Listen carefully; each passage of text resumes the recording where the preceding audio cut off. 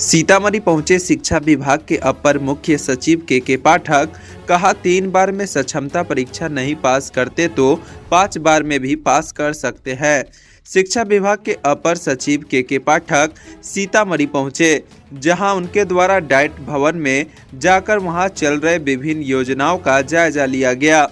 के पाठक ने पूर्व में दिए गए निर्देशों पर कितना काम हुआ है, इस बात का जायजा लिया। प्रशिक्षण ले रहे शिक्षकों को संबोधित करते हुए के पाठक ने कहा कि जिस जोश और जज्बे के साथ शिक्षा विभाग में काम हो रहा है वो काबिले तारीफ है। सक्षमता परीक्षा को लेकर शिक्षकों को घबराने की जरूरत नहीं है। परीक्षा में सरल प्रश्न पूछे जाएंगे। मुख्यमंत्री ने इसको लेकर निर्देश जारी कर दिए हैं। इतना ही नहीं, बीपीएससी परीक्षा की तरह प्रश्न पत्र कठिन नहीं होंगे। 3 बार में अगर सक्षमता परीक्षा पास नहीं होने पर उसको बढ़ाकर 5 बार किया जा सकता है। इस संबंध में क्या कहते हैं के पाठक, अपर मुख्य सचिव शिक्षा विभाग। जाती वो हम ट्रेनिंग के दौरान पूरी कर देते हैं। आप लोगों का तो मेरा ख्याल है 1 चक्र ट्रेनिंग हो चुकी होगी जुलाई के बाद से, या अभी तक नहीं हुई थी आप लोगों की? आप लोग फर्स्ट टाइम। तब तो हम ये भी पूछना चाहेंगे कि कुछ इस ट्रेनिंग से सीखने को मिल रहा है, कुछ फ़ायदा हो रहा है? बहुत बढ़िया, बहुत बढ़िया। तो आपको ऐसा लग रहा है कि आपको कुछ ऐसी बातें बताई जा रही हैं जो पहले आपको नहीं पता थी?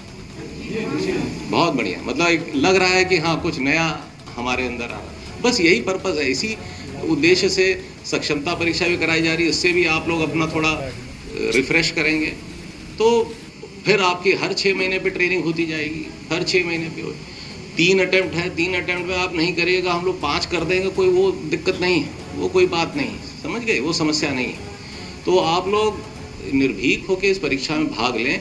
और हम सारे SCRT के डाइट्स को हम लोगों ने यही कहा है, डायरेक्टर साहब के जो इनके हैं, कि आप लोगों को कंप्यूटर से रूबरू करा दें। तो मुझे ये जान के बड़ी खुशी हो रही है जो मैडम कह रही हैं कि अब आप लोग कंप्यूटर से सीखने में जिज्ञासा दिखा रहे हैं। बहुत अच्छी बात है। देखिए, देर सवेर ये सारे कंप्यूटर स्कूलों में आएंगे। डिजिटल एज शुरू हो गई है। डिजिटल एज में हम अच्छी तरह घुस चुके हैं। स्कूलों में भी कंप्यूटर सेकेंडरी में आ गया है, काफ़ी जगह मिडिल में आ गया है। आप लोग सब प्राइमरी के टीचर हैं, वो दिन दूर नहीं है कि 4ठी 5वीं कक्षा में भी कंप्यूटर पहुंच जाएगा।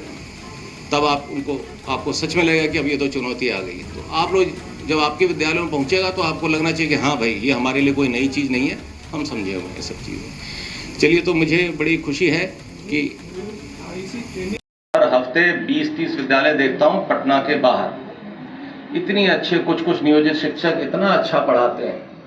हमने तो किशनगंज में एक लेडी प्रिंसिपल को देखा, उनका पूरा टीम नियोजित शिक्षक का था। हमने उनको कहा SCRT में पटना में बुलाएंगे, उनका क्लास कराएंगे। इतना ऑर्गेनाइज, इतना कंट्रोल। मैं हाजीपुर में एक बार गया था तो वो 2 शिक्षिका थी, बच्चों को 1 2 3 पढ़ा रही थी, FLN किट। ठीक है, वो 15 नंबर कैसे बनाना है, 15 में 10 जोड़ेंगे तो कैसे होगा।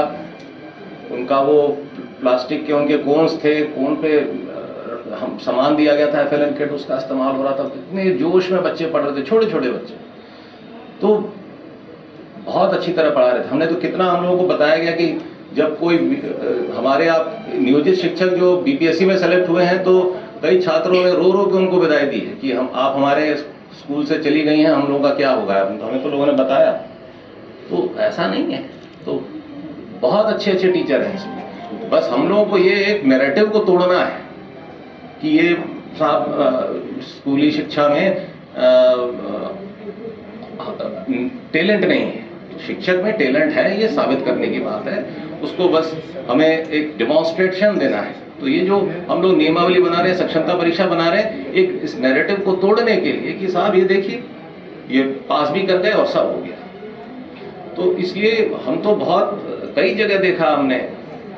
अभी तो खैर बच्चों में आपके स्कूलों में हाजिरी भी बढ़ गई होगी, पहले के मुकाबले बढ़ी है हाजिरी, बहुत बड़ी। हम जुलाई में जब हम लोगों ने इंस्पेक्शन शुरू किया था तो टीचर तो सारे मौजूद रहते थे, बच्चा नहीं दिखता था। और बड़ा अजीब लगता था हमें, और दुख भी होता था कि ये स्कूल है कि कब्रिस्तान। लेकिन हम देखते थे कि टीचर, एक स्कूल में हम गए, 11वीं में एक बच्ची बैठी हुई थी केवल पूरे क्लास में। लेकिन उस टीचर की खास बात देखिए, वो महिला टीचर थी, वो पूरे मनोयोग से उस बच्ची को पढ़ा रही थी। देखिए टीचर कितना हतोत्साहित महसूस करता होगा कि वो क्लास में आया और पूरी क्लास में सिर्फ 2 बच्चे बैठे हैं, 4 बच्चे बैठे हैं, क्या पढ़ाना। डिस्करेजमेंट होता है। लेकिन उस वक्त हमें खुशी हुई कि हमने उनकी तारीफ भी की कि मैडम मुझे बड़ी खुशी हुई कि एक ही बच्ची आई थी लेकिन आपने उसको पूरा 40 मिनट पढ़ा रही हैं आप, पूरा मैंने बोर्ड देखा वो पढ़ा रही थी। कई सारे हमारे ये टीचर हैं नियोजित में आर्टिफिशियल इंटेलिजेंस की क्लास ले रहे थे, मैंने देखा, ट्रिग्नोमेट्री पढ़ा रहे थे।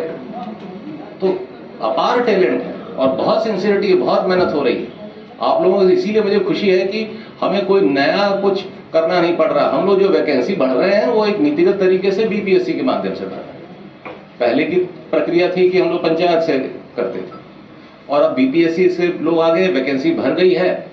जैसे जैसे छात्रों को पता चल रहा है कि टीचर आ गए हमारे स्कूलों में तो हाजिरी और बढ़ गई। बाकी आप लोगों ने भी काफी उनको अनुशासन में डाला है, कुछ नाम काटा है बच्चों का, कुछ उनके अभिभावकों को बुलाया है, डांटा है, इसी सबसे न असर पड़ा है। आप लोगों ने गांव-गांव जाके प्रचार किया, अपने इलाके में जाके प्रचार किया, माहौल बढ़ा। तो मेरा ख्याल है कोई ऐसा विद्यालय नहीं होगा जहां पे अब उपस्थिति बढ़ी नहीं होगी, सब जगह बढ़ गई होगी।